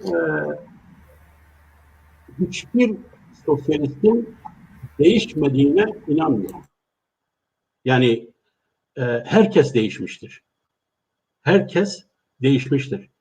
Bugün 40 yıl önce Seyda, senin savunmuş olduğun sosyalizm, proletarya diktatörlüğü, devrimle iktidarı alan ve her şeyi kamulaştıran, her şeyi devlet malı yapan, özel mülkiyeti ortadan kaldıran, tek partinin diktatörlüğü idaresi olan, ideolojinin idaresi altında olan bir düzen, bir toplum savunuyordu. Bunu bütün sosyalistler böyleydi. Demokrasiyle savunan sosyalistler zaten ayrılmışı sosyal demokrat olmuşlardı. Onlar Avrupa'da. Sonradan bu değişimler zamanında sosyalizm çökmeye yüz tuttuğu zaman sosyalist demokrasi denilen bir şey yaptı. Ben o dediğim yazıda bu konuya değinmişim. Sosyalist demokrasi, bunu Kemal Burkay da yazdı kendi. Demokratik sosyalizm. Evet, yok sosyalist demokrasi denildi. Sosyalist demokrasi. Şimdi ben de sordum, yani sosyalist demokrasi nasıl bir şey olacak? Bunu gelin pratik konuşalım. Yani bu işin teorik yanı değil, pratiğini. Yani şimdi sizler seçim yoluyla iktidarı alacaksınız. İktidara geleceksiniz. O ülkede ne yapacaksınız? İktidarda olduğunuz zaman sosyalist bir parti olarak. Toplumu tekrar kamulaştıracak mısınız mülkiyeti? Tekrar tek parti sistemine mi geçeceksiniz? Sonradan proletarya diktatörlüğünden vazgeçtik. İşçi sınıfının diktatörlüğünden vazgeçtik denildi. Sosyalistliği devam edenler açısından diyorum. Ama mesela Sayın Kemal Burkay'ın en son yazısında da notunda da tekrar iktidara, yani sosyalizmi barışçıl yoldan kurma ifadesi var. Yani devrimle değil, proletarya diktatörlüğüyle değil ama sonuçta biz sosyalist bir toplum inşa edeceğiz düşüncesi var. Biz de bunu sormamız, bunu tartışmamız lazım. Yani hem insan demokrat olacak, liberal pazar ekonomisini savunacak, yani özel mülkiyeti savunacak. Hem de iktidara geldiği zaman demokrasi sınırları içinde insanların özel mülkiyetini elinden alacak ve kamulaştıracak. Nasıl olacak bu? Bunun bu pratikte nasıl olacak?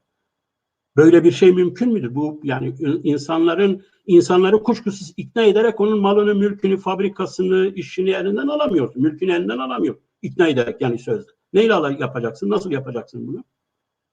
Zorla değilse nasıl yapacaksın? Farz edelim ki ikna ettin, aldın. Tekrar seçimlere gidiyorsun 4 yıl sonra. Liberal Parti ya da Muhafazakar Parti iktidara geliyor. O zaman tekrar bunun malını, yani böyle bir şeyi, böyle bir toplumu, böyle bir şeyi düşünmemiz, yani tasavvur etmemiz mümkün müdür? O nedenle diyorum ki yani elbette ki Kürtlerin sosyalistlere, bütün ideolojilere ihtiyacı vardır. Olsun. Bu çok önemlidir. Hatta bunun tartışılmaması, mesela bugün Güney'de bunun tartışılmamasından ben çok rahatsızım şahsen. Yani nasıl bir toplum modeli inşa edeceğiz, bunun teorik olarak bile tartışılmaması, tekrar pratik akılla orada yürümesinin acısını çekeceğiz. Bunu buradan söyleyeyim. Bunun acısını göreceğiz. Bunun çok büyük acısını çekeceğiz. Bu toplum modelinin tartışılmaması. Liberal mı, muhafazakar mı, sosyalist mi, sosyal demokrat mı, bunu tartışmak gerekiyor.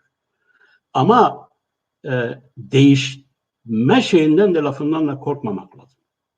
Değiştim, ben sosyal demokrat, bugün İsveç modeli gibi, Norveç modeli gibi bir şeyi aslında istiyorum demekle kendine, o sosyalistliğine, o idealliğine, o şeyine, biyografine helal getirmesin. Yani ona zarar vermez.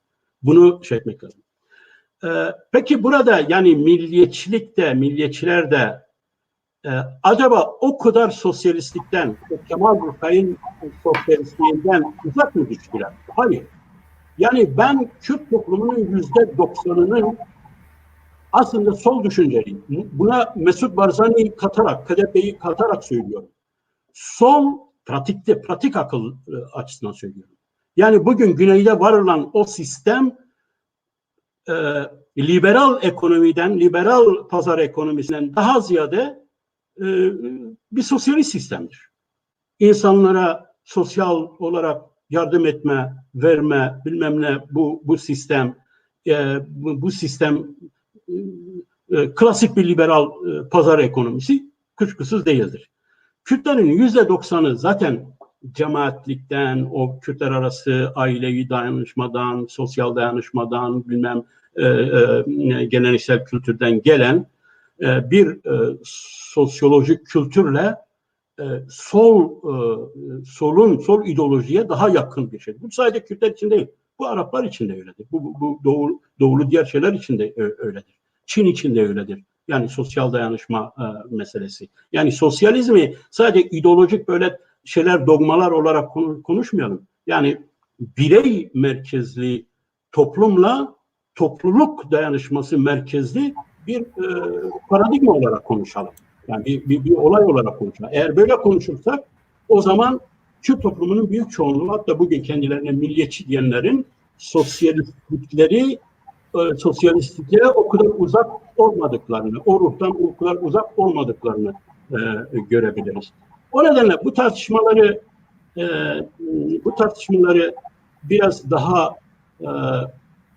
biraz daha analitik yapmak lazım. Analitik, yani çözümleyici yapmak lazım. Bunun ne sadece ya işte Marx böyledir, öyleyse Kemal Burka sen böylesin diyerek bunu çözebiliriz. Ne de milliyetçilere, bugün tipik bir Kürt milliyetçisine sosyalistlerin yaptığı gibi ırkçı algısı, ırkçı muamelesi yapmakla çözebiliriz. Keşke Kürtlerin gerçekten ideolojik olarak inşa edilmiş bir milliyetçilik ideolojisi olsaydı. Buna Aryanizm denilir, buna bilmem ne denilir, yani Turanizm gibi. Yani Turanizm mesela mitolojik bir şeydir. Aryanizme karşı öteki olma şeyiyle Firdevsi tarafından ortaya atılmış bir ideolojik tasavvurdur.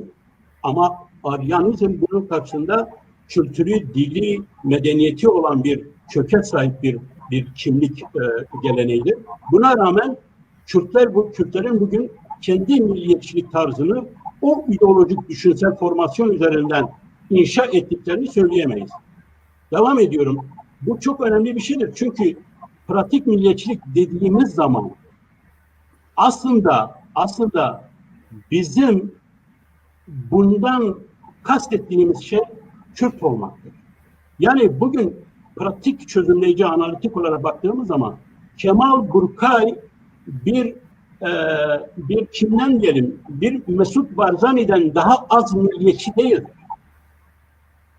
Milliyetçilik, siyasal milliyetçilik nedir? Kendi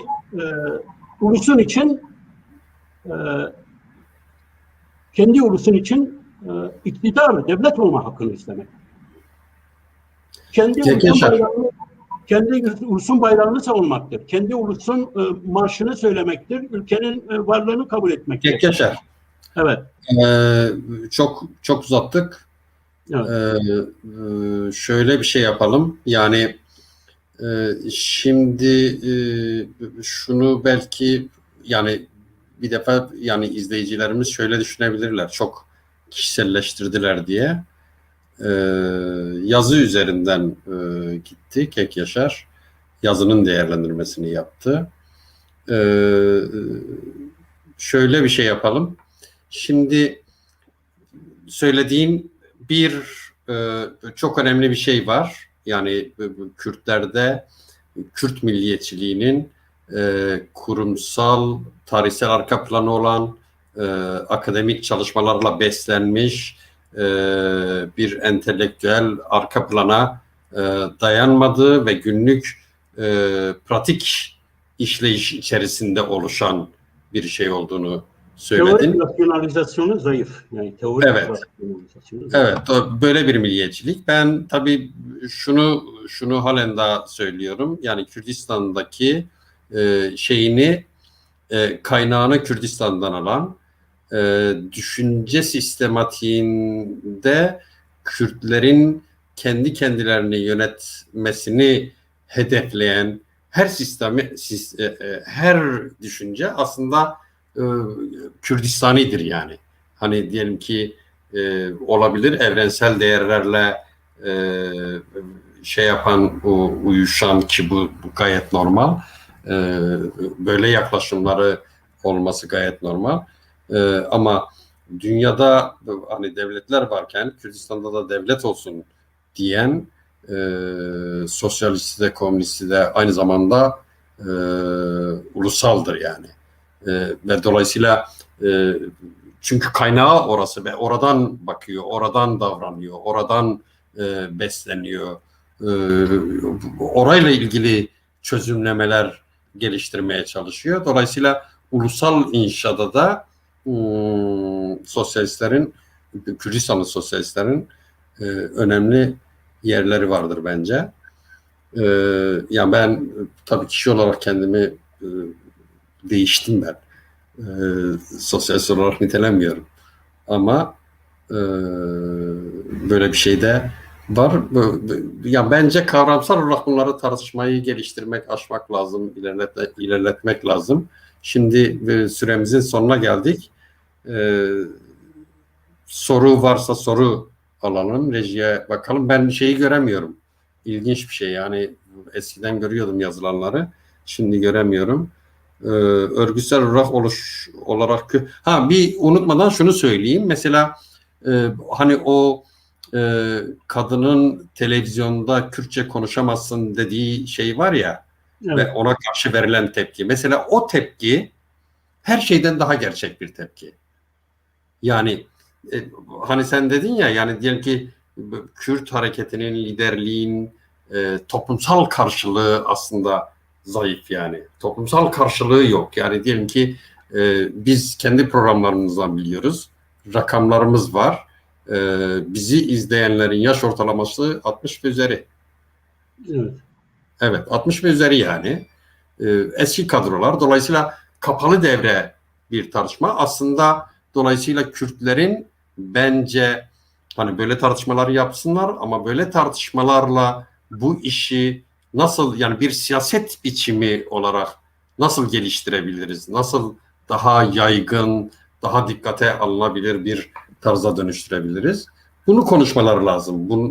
Bununla birlikte teorik sorunlarını konuşmaları, güncelleştirmeleri lazım. Çünkü Facebook'ta yani çok açık, 300 kişi, 500 kişi, bilemedim 1000 kişi arasında geçen bir şey. Yani kitlesel bir karşılığı yok. Yani küfredenin de kitlesel bir karşılığı yok.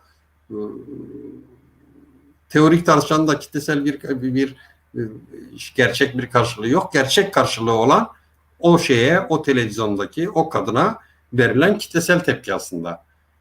Yani ama işte buradaki bak, bu küfür meselesini, şimdi bu küfür tabii ki etnik açıdan güzel bir şey değil ama sosyolojik açıdan bir reaksiyondur. Yani o reaksiyonun analizini yapmak zorundasın.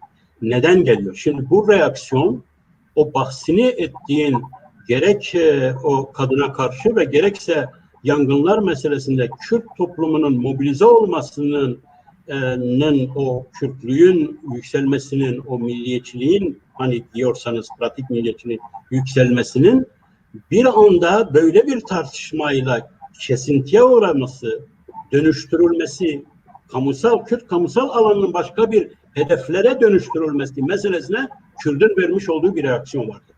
Bunu küçümsememek. Öyle mi? Ya ben pek öyle düşünmüyorum da. Evet, bunu küçümsememek gerekiyor. Bu reaksiyonu küçümsememek gerekiyor. Ama bu aynı zamanda Kemal Burkay ya da Yaşar Absalamoğlu ya da Seyda Apçe'nin kendi anılarıyla ilgili, kendi öznel meseleleriyle ilgili bazı şeyleri de sosyal medyada paylaşmaması gerektiğini, yoksa işte kamusallık şöyle oluyor, böyle oluyor gibi önleyici tedbir de, yani güvenlikçi tedbir de doğru değildir diye düşünüyorum. Evet. Peki. Bir soru vardı, ona cevap vermek ister misin? Yani bir daha görürsem. Evet. Rejideki arkadaşlar.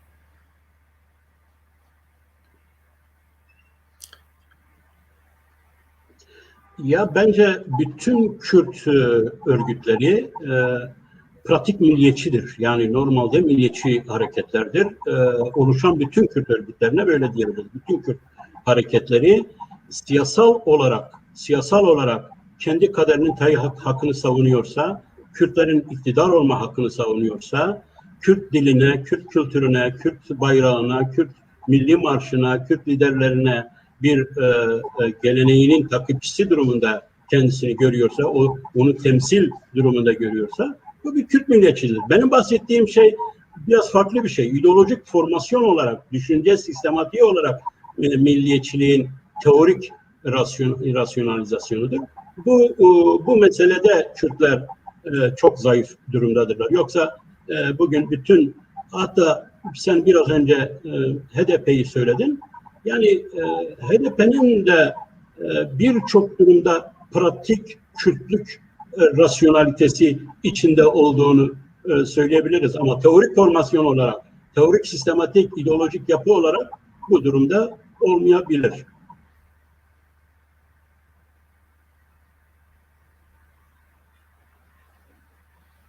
Ya şeyler çok erken şey oluyor.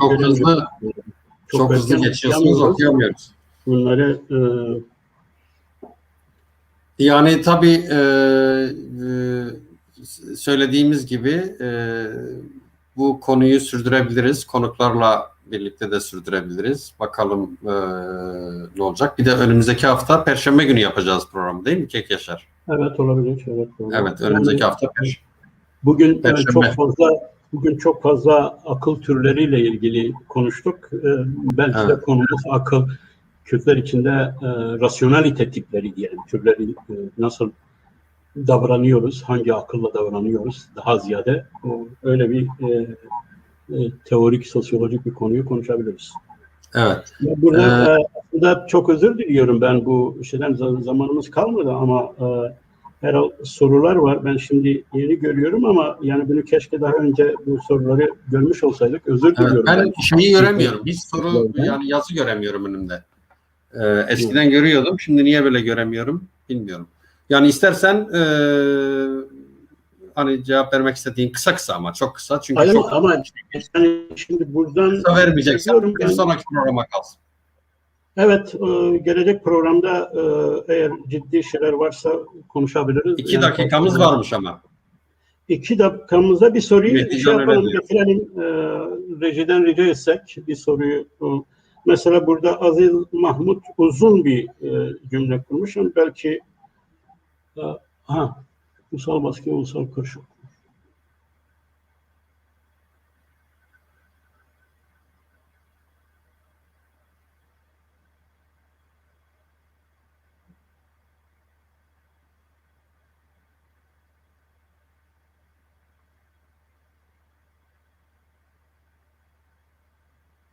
Ya biz öyle tabii yani bu bize atfen söyleniyor, öyle bir şey söylemiyorum. Biz pratik olarak tabii ki yani sosyalistlerin de yani sosyalistlerin öncülüğünü yaptığı ulusal uyanış hareketlerinden bahsettik.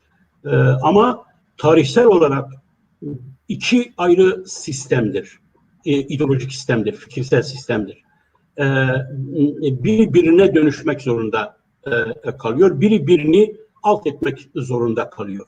Yani prensip olarak, ideolojik olarak milliyetçilikle sosyalizm ne kadar birlikte çalışsalar bile, ne kadar diyelim ki sosyalistlik ulus inşa, ulus uyanış döneminde ulus için faydalı olsa bile sonuçta model olarak uygulandığı zaman bu 2 ayrı paradigma, 2 ayrı şey karşı karşıya gelebiliyor tarihsel süreçine.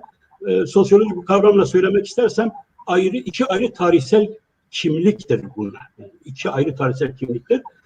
İdeolojik kimlik biraz daha istikrarı uzun olmayan bir kimlik türüdür. Ama kültür ve dinsel kimlikler, ki uluslar böyle kimliklere esas olarak dayanırlar, bu kimlikler çok daha tarihsel süreç içinde kalıcı tarihsel kimliklerdir. Bu nedenle genellikle ideolojik olarak iflas eden liberalizm ya da muhafazakarlık ya da sosyalizm sonuçta ulusalcılıkla sonuçlanabiliyor. Ve biz bunu Türkiye'den de görüyoruz. Türkiye'de de sosyalist hareketin iflasından sonra Türk milliyetçiliği gelişti ya da İslamcılık gelişti. Evet. Yani tabii uzun tartışılabilir gerçekten. Yani bugün anlamadım bu soruları, yani rejiyle konuşalım ya, bundan sonra o belki ekran altında yazıldıkça şey oldukça geçseler belki daha iyi olur. Çünkü biz uzattık biraz galiba. Son zamana sıkıştı ve böyle ard arda yazılar gördüm ben ekranda. Şey olmadı. Ben tekrar özür diliyorum yani izleyicilerden. Bunu dilerim önemli sorular varsa gelecek programda telafi Evet. edeceğiz. Bunları da kendi aramızda konuşarak çözebiliriz. Bir şimdiki zaman programının sonuna geldik. Bizi izlediğiniz için teşekkür ederiz. Önümüzdeki hafta Perşembe günü görüşmek üzere. Hoşça kalın.